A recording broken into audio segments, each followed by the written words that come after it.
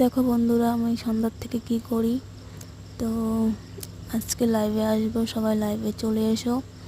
দেখো সন্ধ্যার থেকে আমি যে এই কাজটা করি, তো বিকালে করি না, বাট সন্ধ্যার থেকে করি। সারাদিন এই কাজটা করতে পারি না, কারণ সংসারের কাজ থাকে।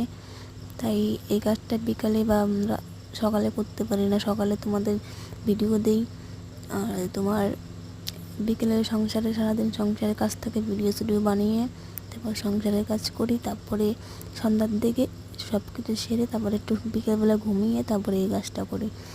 তোমাদের সাথে কথা বলতে বলতে আমার কাজটাই কমপ্লিট হয়ে যাচ্ছে, কমপ্লিটের দিকে আর কি। তো তোমরা সবাই কেমন আছো বলো।